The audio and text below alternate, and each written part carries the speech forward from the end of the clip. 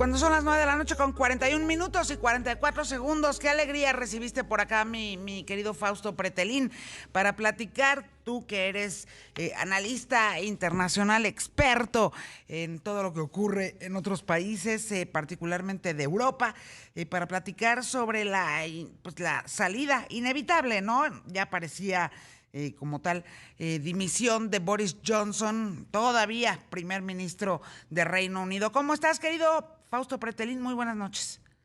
Hola, ¿cómo estás, Yuriria? Gusto saludarte. Muy buenas noches. Pues ya se veía insostenible, ¿no? Sí, definitivamente, ¿no? Es un personaje cuyas mentiras son que al final de cuentas quien derrocan o lo derrocan a él.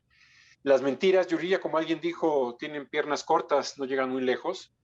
Y él mintió en momentos muy delicados, ¿no? Mintió cuando, pues, en plena pandemia organizó fiestas, él y su esposa, y mintió ante el Parlamento diciendo que no lo había hecho y por supuesto que después de que aparecen fotografías, él brindando con champaña, pues queda en el ridículo.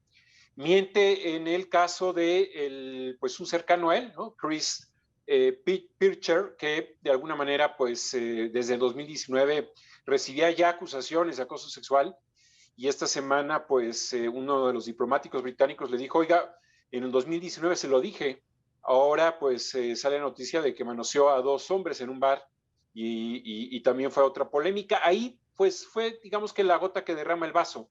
En términos de gestión, también miente, firmó un acuerdo, un protocolo de Irlanda, como se le llama, en el que Irlanda del Norte tiene las características de libre mercado, como lo es la Unión Europea, es decir, la frontera con el Reino Unido empieza no con la República de Irlanda, sino a partir de la frontera de Irlanda del Norte. Y a partir de ahí, pues se desencadena toda esta serie de escenas muy complejas para él, pero creo que la buena noticia, Yuriria, es que quien miente tiene que pagar. La mentira tiene un costo social, tiene un Por costo supuesto. político, y desde el 2016, cuando llega Donald Trump a la presidencia, pensábamos que no, el sistema de Estados Unidos es distinto al sistema político de Reino Unido. Sí llevaron a dos juicios políticos a Donald Trump, no lo pudieron tumbar precisamente por la polarización que tienen republicanos y demócratas, pero allá en Reino Unido el propio partido conservador, el partido de Boris Johnson, es quien le dice hasta aquí llegas. Le renunciaron un montón de ministros. 60, más o menos. Entre funcionarios, ministros, secretarios.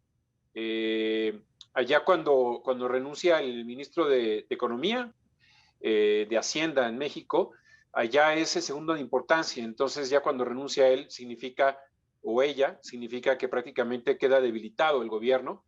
Así le sucedió a Margaret Thatcher hace algunas décadas allá atrás, cuando varios de sus ministros la rinconan. Ella logra pasar una moción de censura, la primera, pero ya después de que ocurre ese salvamento, pues ya viene una renuncia en masa y eso fue lo que provocó también la caída de Thatcher, ¿no? Ahora bien, dime, ¿qué podemos esperar en las próximas semanas y meses? ¿Quién podría ser el próximo o la próxima primer ministro o primera ministra? ¿Qué va a pasar con Europa? ¿Qué va a pasar con el Brexit? Digamos, ¿cómo lees tú el porvenir inmediato de Reino Unido y de Europa?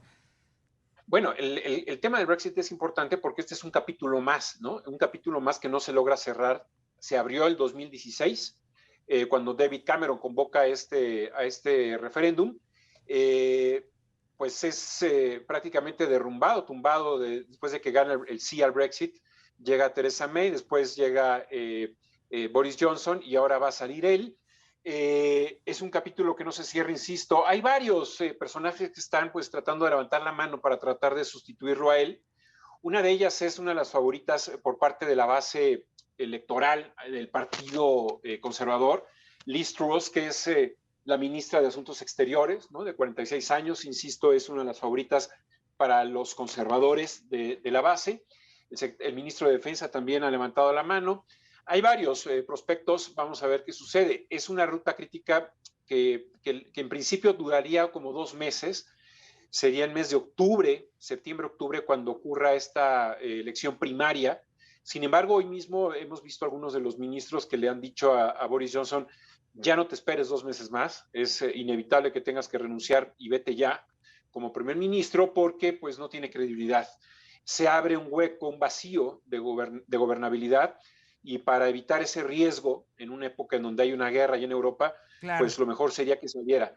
Sin embargo, los estatutos, la ruta crítica que él ha elegido, que Boris Johnson ha elegido, es esperar a que haya esto, pero hay muchos que inclusive no confían en él, porque en un escenario en donde se complique la guerra, por ejemplo, pudiera pasar o escalar, ¿no?, a un segundo término su presencia en el Partido Conservador, y entonces podría estar siguiendo como primer ministro, continuando como primer ministro. Pero bueno, es un mentiroso, y como tal, pues hay muchos elementos que lo hacen desconfiar a muchos de sus ministros, ¿no? Pues vamos a estar muy pendientes y nos encantará platicar contigo nuevamente conforme este proceso vaya avanzando durante las próximas semanas y meses. Fausto, muchas gracias, Fausto Pretelín. De pronto, un saludo a Yuridia. Buenas noches. 9 de la noche.